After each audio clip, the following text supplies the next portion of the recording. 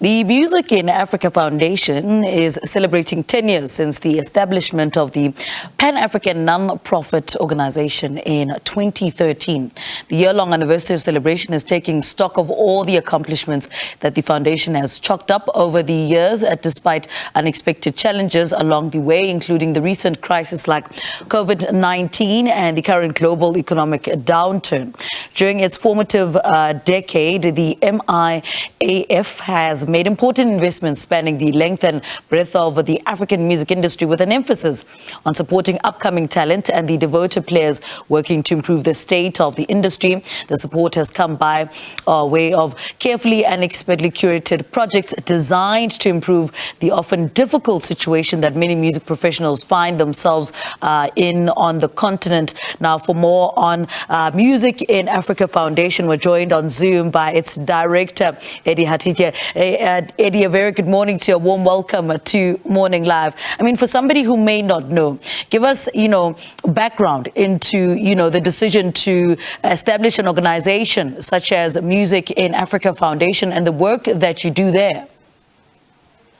Good morning. Thanks for having us this morning. Yes, we are very happy to be celebrating 10 years. And our journey is quite simple. About 15 years ago, we started coming together with a lot of, music industry players from across the continent. We were looking at the challenges that we have in the continent when it comes to musicians. And these challenges were quite vast, as you can imagine. And a lot of them were stemming around the issues of, knowledge, the skills and capacities for organizations, access to markets, access even to funding and finances for organizations. And so we decided to create, a platform or a network that would really work towards, addressing some of these challenges. The Music in Africa Foundation was essentially born out of this process, and it came in with initially a focus on creating an online platform that would serve as the central place, the meeting place for African musicians and professionals from across the continent, where they access free information and resources and are able to promote their music and do quite a lot of things. And that worked very well. So in 2013, we started launching these platforms. And after a few years, we realized that musicians in Africa actually, in addition to the information, they also want physical intervention. They want the funding. They want the ability to move from point A to point B, and quite a lot of things that, essentially made us change our strategy a little bit. And the new strategy was then to say, we're going to working in two worlds. The number one is the analog world, where we continue providing, free information via an online platform. But the other one is a physical world, where we are essentially developing multifaceted projects, looking at funding artists, funding organizations, doing, big conferences in different African countries, organizing festivals, concerts, playing a role as well as an advocate for musicians, doing a lot of research. And 10 years later, we've invested just close to 200,000 million rands into the African music sector. And this is quite exciting for us. Now, speak to us about formalizing the organization. I think, if not last year, earlier this year, we had a conversation where you had just appointed a new board, and, it was different members of the organization from different parts of the continent. How important is that in making sure that the organization functions properly and having a proper board in place?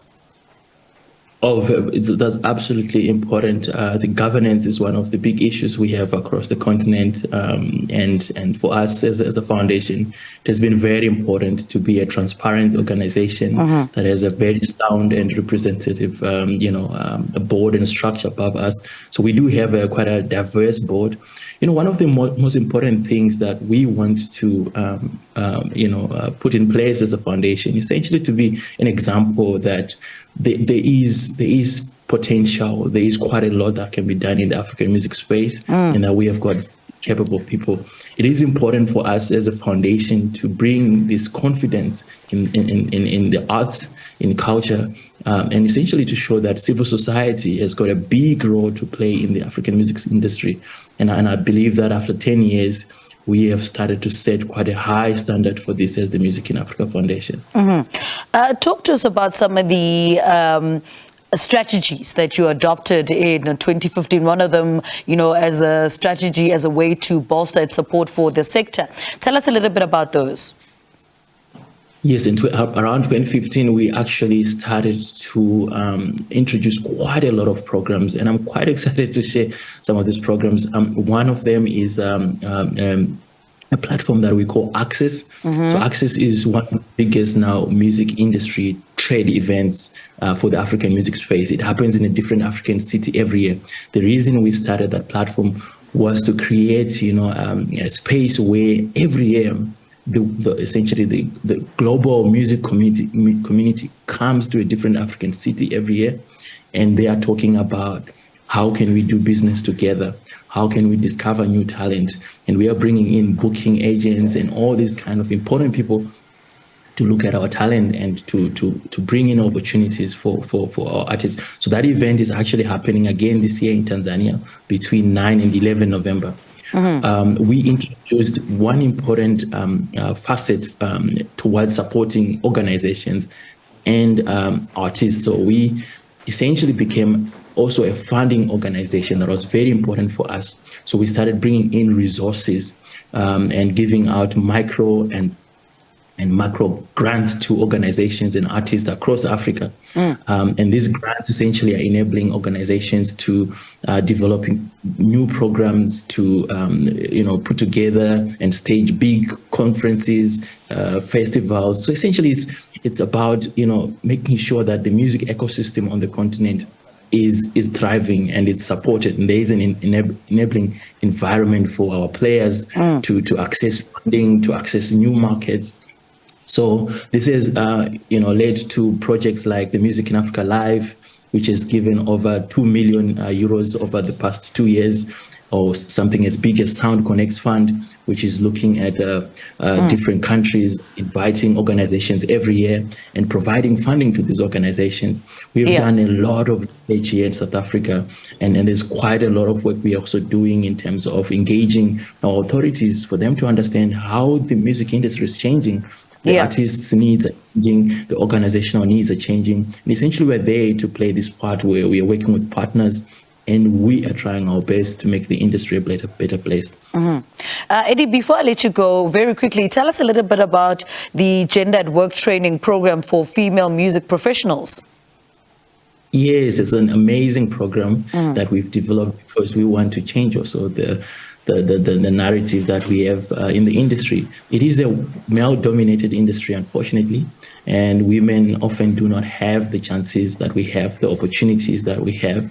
So we developed a continental program that every year is enrolling females who want to do those roles that men are dominant in, for example, technical, stage management, sound engineering, also music business, leadership, and this kind of things. So gender is actually, as I'm speaking to you today, we are actually inviting all females who are interested to work in the music industry to come to the website, musicinafrica.net, and all they have to do there is to look for a project called Gender at Work.